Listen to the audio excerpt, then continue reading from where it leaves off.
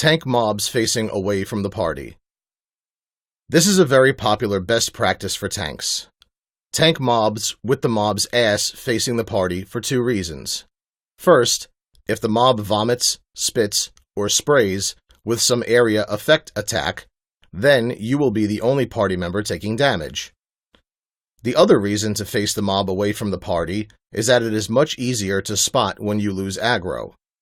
If it turns completely around, then it will be apparent that you have lost aggro. Sometimes, when you turn a mob around, it might place you near a wall or corner, which can produce an undesirable camera angle. This may force you to aim the camera at the sky in order to see the mob's unit frames. Occasionally, this happens to me, and I find my camera staring into the mob's stomach. If I cannot fix the camera angle, then I do not follow this guideline very well. When you coerce the mob around, make sure you do not back up too far and aggro some mob behind you. Know the benefits of keeping mobs tightly grouped. Spend 2 talent points on Gag Order. The first thing to do is spec into a protection tree talent called Gag Order. Gag Order, a must-have talent for warrior tanks. Gag Order, rank 2, gives your Shield Bash and Heroic Throw a 100% chance to silence the target for 3 seconds. Also, lowers the cooldown on Heroic Throw by 30 seconds. The key to effectively gathering scattered mobs is by investing 2 points into this invaluable talent.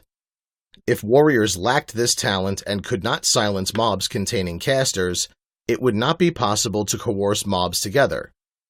Without Gag Order, interrupting some caster mobs with Shield Bash would fail to stop it from casting entirely.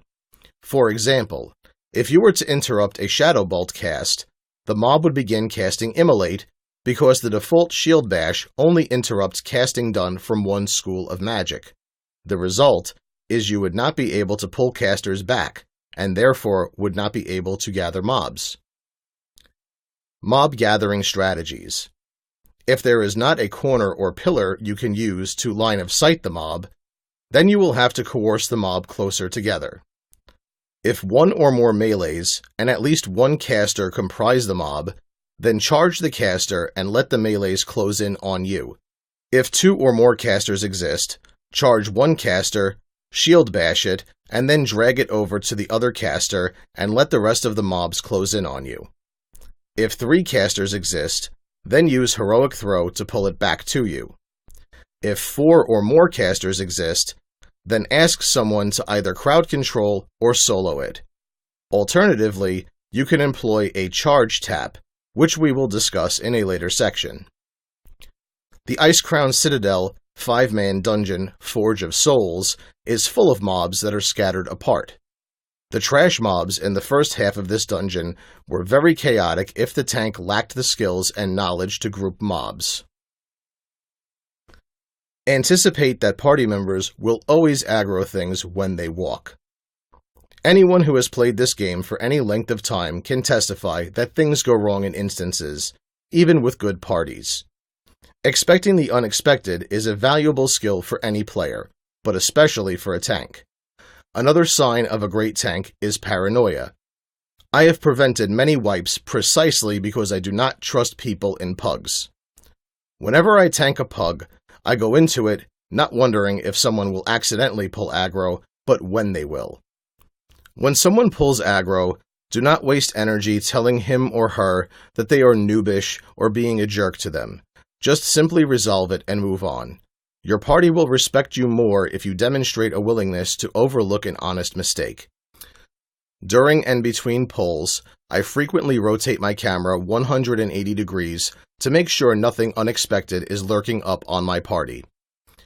The more patrols and mobs we skip, the more paranoid I become. Keep pulls moving along, but watch everyone's mana. How often do you run pickup groups, pugs, and end up grouping with a tank that waits too long between pulls? This can be quite maddening, as you may know. Do not be that tank. Most of the time, all you have to do is at the start of the run, tell your party that you will continuously pull mobs as long as your healer has mana.